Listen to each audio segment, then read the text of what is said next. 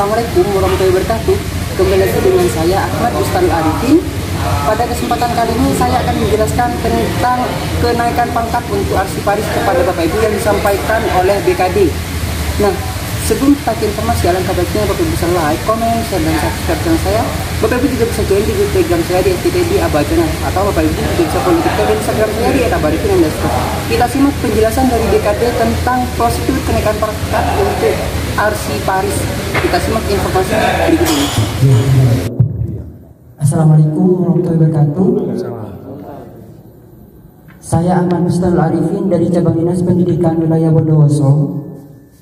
Di sini yang akan saya tanyakan Bapak, yang pertama adalah terkait dengan jabatan fungsional, di mana sebelumnya dia adalah sebagai pengawas, misalnya Kasubagtek ini Bapak, pengawas 4B 4A ya. Nah itu kan disetarakan menjadi jabatan arsiparis. Nah di situ Bapak ada beberapa kesulitan. Yang pertama terkait teknis kenaikan pangkatnya itu seperti apa untuk arsiparis.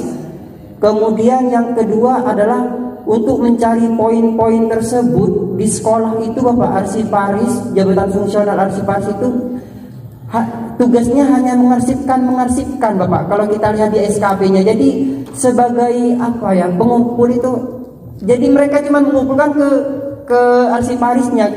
Kalau saya lihat pada SKP-nya seperti itu, jadi pengepul istilahnya Bapak. Nah, apakah untuk arsiparis di lembaga itu ada poin-poin lain? Ketika saya cek di SKP-nya tidak ada. Nah, kemudian ada lagi Bapak untuk guru. Nah, kan ini ada apa namanya, nantinya kan ada uji kompetensi, katanya seperti itu ya Bapak. Nah, sedangkan untuk saat ini ketika kita perpindahan jabatan dari guru pertama ke guru muda saja, dengan adanya berita acara sumpah yang sebelumnya tidak ada, itu sudah memundurkan setengah periode Bapak, satu periode PAK. Karena kan kita harus, setelah mendapatkan PAK, kita harus mengusulkan alih jenjangnya dulu. Jadi persyaratan alih jenjangnya, sehingga yang bersangkutan, banyak guru-guru misalnya tidak kami pahamkan itu bingung, kok masih banyak persyaratan ya Mas. Nah, kami berusaha untuk menjelaskan Bapak. Jadi Bapak ini ketika alih jenjang itu harus alih jenjangnya dulu, bukan kenaikan pangkatnya terlebih dahulu yang diurusi. Nah, kami guru banyak yang mengeluh di situ Bapak. Nah, apalagi dengan adanya uji kompetensi, mungkin nantinya guru tambah bingung lagi Bapak. Mungkin itu Bapak terkait teknis untuk kenaikan pangkat arsiparis dan guru ini Bapak. Terima kasih. Pak siapa tadi? Ahmad Bustanul Arifin. Ahmad Bustanul Arifin. Saya jawab yang pertama dulu. KTU jadi arsiparis. Gini Pak, fenomenal penyetaraan itu, ya, ini kan sifatnya ini kan mendesak,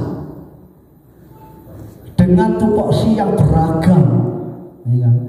Dengan jumlah fungsional yang terbatas, itu bahasanya gantung loh, bahasanya gantung. Untung masih ada arsiparis untuk KTU. Di biro-biro Pak, ya, Kasubag Keuangan itu nggak ada jabatan yang sesuai. Ada AKPD, analis keuangan pusat dan daerah.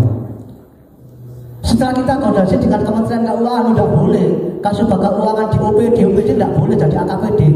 AKPD itu cukup 3 OPD, Bapeda, BPKAD, karena dia mengurusi dana hibah. Kalau Kasubag Keuangan di OPD itu menghabiskan untuk pengkajian, itulah, ya kan, tidak boleh. Nah, akhirnya apa? Kita jadikan analis kebijakan, nyambung nggak? Ya nggak nyambung. Tapi amanat Permen 17 tahun 2021 tentang penyetaraan jabatan administrasi ke jabatan fungsional harus dialihkan ke fungsional. Sehingga nyambung tadi ke analis kebijakan semua. Kok alhamdulillah ini ke analis kebijakan itu paling enak Bu. Dia itu keahlian, butir kegiatannya dari pertama sampai utama itu sama semua.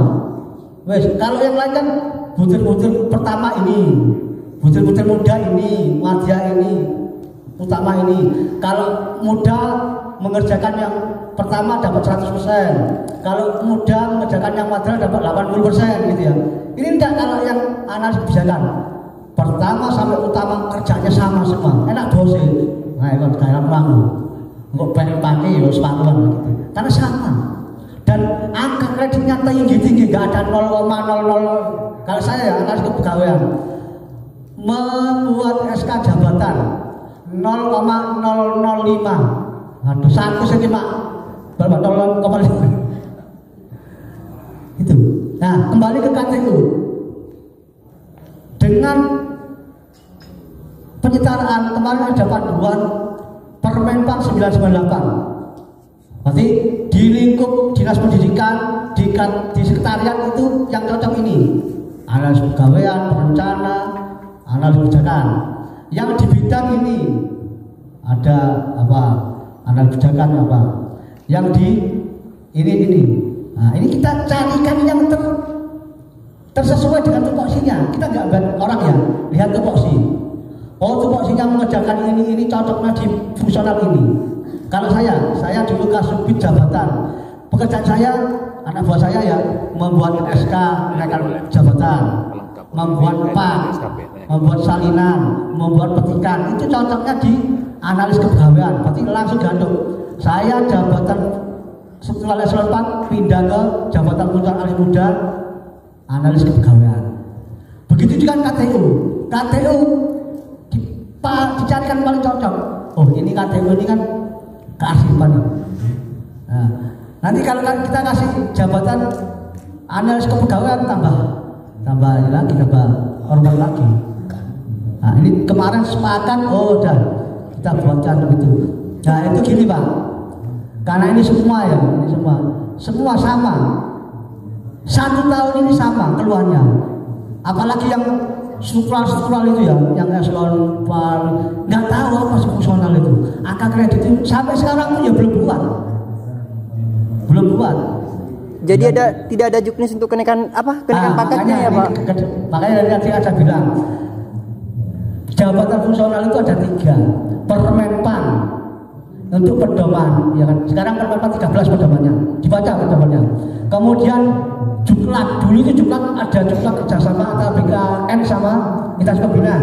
Sekarang sudah peraturan BKN nomor 11 tadi, dibaca itu ya.